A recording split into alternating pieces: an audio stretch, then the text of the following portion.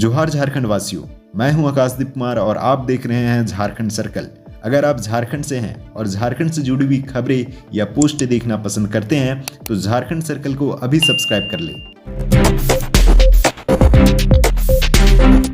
झारखंड में bird flu की दस्तक, 2196 पक्षियों को दी गई मौत। दक्षिण भारत के बाद अब बर्ड फ्लू ने झारखंड में भी दस्तक दे दी है। एक अधिकारी ने बताया कि रांची के पोल्ट्री फार्म में 1745 मुर्गियों सहित कुल 2196 पक्षियों को मारा गया है। यही नहीं, 1697 अंडों को भी नष्ट कर दिया गया है।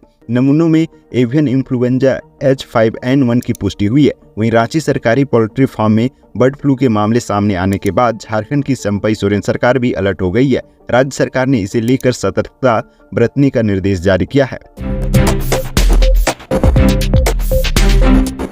बीजेपी ने झारखंड के लिए जारी की 40 स्टार प्रचारकों की लिस्ट। झारखंड में लोकसभा चुनाव प्रचार के लिए बीजेपी ने अपने स्टार प्रचारकों की सूची जारी की है। इस सूची में प्रधानमंत्री नरेंद्र मोदी, गृह मंत्री अमित शाह, राष्ट्रीय अध्यक्ष JP नड्डा, रक्षा मंत्री राजनाथ सिंह सहित 40 नाम शामिल है। जारी लिस्ट की कॉपी भारतीय चुनाव आयोग को भेज दी गई है। इसमें कहा गया है कि इस लिस्ट में शामिल स्टार प्रचारकों को आगे चरणों के चुनाव में भी रखा जा सकता है। हाईकोर्ट सुनाए फैसला, सुप्रीम कोर्ट से हेमंत सोरेन की अपील। झारखंड के पूर्व CM हेमंत सोरेन एक बार फिर सुप्रीम कोर्ट की शरण में है। उन्होंने नई याचिका दाखिल की है जिसमें उन्होंने कहा है कि झारखंड हाईकोर्ट ने 28 फरवरी को ED की ओर से की गई कार्रवाई और उनकी गिरफ्तारी वाली याचिका पर बहस पूरी होने के बावजूद अभी तक फैसला नहीं सुनाया है। मामले में जस्टिस संजीव खन्ना और दीपांकर दत्त की पीठ में सुनवाई की, जहां हेमंत सोरेन की ओर से वरिष्ठ अधिवक्ता कपिल सिब्बल ने पक्ष रखा। कपिल सिब्बल ने कोर्ट से इस याचिका पर जल्द सुनवाई करने का अनुरोध किया, जिस पर खंडपीठ ने जवाब देते हुए कहा कि वो ऐसा नहीं कर सकते हैं। सुनवाई का निर्णय चीफ जस्टिस ही ले सकते हैं। झारखंड के पहले चरण के चुनाव में युवा मतदाता होंगे निर्णायक भूमिका में। राज्य में 13 मई को पहले चरण में 4 लोकसभा सीटों पर मतदान होने वाला है।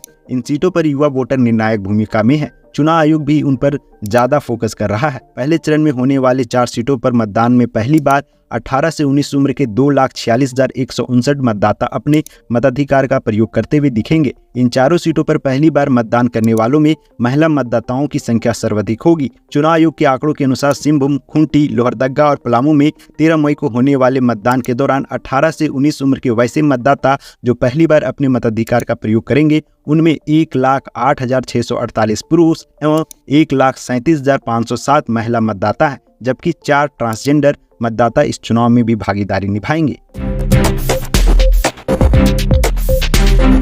पूर्व मुख्यमंत्री हेमंत सोरेन की जमानत पर 1 मई को होगी सुनवाई। जमीन घोटाला मामले में पूर्व मुख्यमंत्री हेमंत सोरेन की जमानत याचिका पर ED के विशेष न्यायाधीश राजीव रंजन की अदालत में मंगलवार को सुनवाई हुई। इस दौरान ED ने अपना जवाब दाखिल करने के लिए कोर्ट से 2 सप्ताह का समय देने का आग्रह किया। हेमंत सोरेन की ओर से सुप्रीम कोर्ट के वरीय अधिवक्ता कपिल सिब्बल ने इसका विरोध किया। ED के आग्रह को कोर्ट ने स्वीकार करते हुए अगली सुनवाई के लिए 1 मई की तिथि निर्धारित की है। कोर्ट ने 30 अप्रैल तक ED को जवाब दाखिल करने का समय दिया है। झामुमो की संपत्तियों की CBI जांच मामले में लोकपाल की कार्रवाई पर हाईकोर्ट की रोक। दिल्ली हाईकोर्ट ने मंगलवार को झारखंड मुक्ति मोर्चा को एक मामले में बड़ी राहत प्रदान की। अदालत ने कथित तौर पर पार्टी से जुड़े 2 संपत्तियों की CBI जांच रिपोर्ट दाखिल करने के बाद लोकपाल को कोई भी एक्शन लेने से रोक लगा दिया है। अदालत ने अपने आदेश में कहा है कि अगली सुनवाई यानी 10 मई तक लोकपाल कोई भी कदम नहीं उठाएंगे। यही नहीं, जस्टिस सुब्रमण्यम प्रसाद की पीठ ने लोकपाल के समक्ष शिकायत दायर करने वाले भाजपा सांसद निशिकांत दुबे को भी झामुमो की याचिका पर नोटिस जारी किया। लोकसभा चुनाव के दौरान सहायक आचार्य नियुक्ति परीक्षा का संघ ने किया विरोध। लोकसभा चुनाव के दौरान सहायक आचार्य की नियुक्ति परीक्षा लिए जाने पर पारा शिक्षकों ने आपत्ति जाहिर की है। मंगलवार को इस संदर्भ में पारा शिक्षक गैर पारा जेटेड सफल अभ्यर्थी संघ झारखंड प्रदेश का प्रतिनिधिमंडल प्रमोद कुमार कुणाल दास के नेतृत्व में मुख्य निर्वाचन पदाधिकारी T रवि कुमार से मिले। कहा कि आचार संहिता के दरमियान पारा शिक्षकों को सभी प्रकार की छुट्टी रद्द है। कहा कि चुनाव कार्य के लिए सभी जिलों में शिक्षकों की ट्रेनिंग हो रही है। चुनाव कार्य के लिए बहुत सारे पारा शिक्षक ट्रेनर के रूप में भी कार्य कर रहे हैं, BLO के कार्य को भी संभाल रहे हैं। ऐसी स्थिति में सहायक आचार्य की नियुक्ति परीक्षा होना गलत है। बता दें कि ये परीक्षा झारखंड कर्मचारी चयन आयोग की ओर से ली जा रही है। झारखंड में 27 अप्रैल तक हीट वेव का येलो अलर्ट। झारखंड में मौसम विभाग ने 27 अप्रैल तक हीट वेव का अलर्ट जारी किया है। राज्य के जिन इलाकों में हीट वेव का सबसे ज्यादा खतरा है उनमें कोलाहन प्रमंडल शामिल है। इनमें मुख्य रूप से पूर्वी और पश्चिमी सिंहभूम, सरायकेला खरसावा का इलाका शामिल है। इन इलाकों में हीट वेव का खतरा बढ़ रहा है। यहाँ बढ़ते तापमान को देखते हुए मौसम विभाग ने अलर्ट रहने की अपील की है। हेमलाल मुर्मू बने झामुमो के केंद्रीय प्रवक्ता। झारखंड मुक्ति मोर्चा की केंद्रीय कार्यकारिणी सदस्य हेमलाल मुर्मू को पार्टी का केंद्रीय प्रवक्ता बनाया गया है। पार्टी के केंद्रीय अध्यक्ष शिबू सोरेन के निर्देश पर बुधवार को हेमलाल मुर्मू को प्रवक्ता बनाया गया। इस संबंध में पार्टी के महासचिव विनोद कुमार पांडे ने पत्र जारी किया है। यह नियुक्ति पत्र निर्गत होने के समय से ही तत्काल प्रभावित से लागू होगी। जमीन घोटाला मामले में झामुमो नेता अंतु तिर्की सहित अन्य आरोपितों की रिमांड अवधि 6 दिन बढ़ी। पूर्व मुख्यमंत्री हेमंत सोरेन से जुड़े जमीन घोटाला मामले में मंगलवार को रिमांड पूरी होने के बाद झामुमो नेता अंतु तिर्की, जमीन कारोबारी विपिन सिंह, मोहम्मद इरशाद और प्रियरंजन शाह की रिमांड अवधि खत्म होने पर ईडी के विशेष न्यायाधीश राजीव रंजन की अदालत में पेश किया गया। ईडी ने पूछताछ के लिए फिर से 7 दिनों की रिमांड मांगी। इस पर कोर्ट ने 6 दिनों यानी 29 अप्रैल तक के लिए रिमांड अवधि बढ़ा दी है। जेपीएससी ने 35 दिन में जारी किया प्रीलिम्स का रिजल्ट। झारखंड लोक सेवा आयोग यानी जेपीएससी ने संयुक्त असैनिक सेवा प्रतियोगिता परीक्षा 2023 के पीटी का रिजल्ट जारी कर दिया है। रिजल्ट सोमवार देर शाम जारी कर दिया। परीक्षा में कुल 7011 अभ्यर्थी सफल हुए हैं। अब ये मुख्य परीक्षा में शामिल होंगे। जेपीएससी प्रीलिम्स का रिजल्ट ऑफिशियल वेबसाइट www.jpsc.gov.in पर जाकर चेक किया जा सकता है। बता दें कि मुख्य परीक्षा 22, 23 या फिर 24 जून को हो सकती है। गोड्डा में दीपिका बदली गई, अब चतरा में केएन त्रिपाठी पर गिरेगी गाज। गोड्डा से दीपिका पांडे का टिकट काटकर विधायक प्रदीप यादव को दे दिया गया। वहीं अब चतरा से विपक्ष के प्रत्याशी केएन त्रिपाठी का विरोध जारी है। पार्टी अब उनके नाम पर भी मंथन कर रही है और रिपोर्ट मांग रही है। चर्चा है कि अगर प्रत्याशी की रिपोर्ट सही नहीं पाई गई तो उनका नाम भी बदला जा सकता है। अगले 4 से 5 दिन में इस पर भी फैसला आने की संभावना है। बता दें कि विपक्षी गठबंधन से पहले बीजेपी ने भी यह कदम उठाया है। बीजेपी ने सांसद सुनील सोरेन के नाम की घोषणा के बाद उनका टिकट काटकर विधायक सीता सोरेन को दे दिया था। चाईबासा से झामुमो प्रत्याशी जोबा मांझी ने किया नामांकन दाखिल। चाईबासा सीट से इंडी गठबंधन की प्रत्याशी जोबा मांझी ने नामांकन दाखिल कर दिया। इस दौरान सीएम चंपई सोरेन, पूर्व सीएम हेमंत सोरेन की पत्नी कल्पना मुर्मू सोरेन, मंत्री दीपक बिरुवा और कई कार्यकर्ता मौजूद रहे। खूंटी लोकसभा सीट से अर्जुन मुंडा ने भरा नामांकन। प्रदेश अध्यक्ष बाबूलाल मरांडी, सुदेश महतो सहित अन्य नेता रहे मौजूद। खूंटी लोकसभा सीट से नामांकन करने के लिए बीजेपी के प्रत्याशी अर्जुन मुंडा डीसी ऑफिस पहुंचे, जहां उन्होंने लोकसभा चुनाव के लिए पर्चा भरा। पलामू लोकसभा सीट से भाजपा प्रत्याशी बीडी राम ने दाखिल किया नामांकन पत्र। वहीं लोहरदग्गा लोकसभा सीट से समीर उरांव और चमरा लिंडा ने दाखिल किए नामांकन पत्र।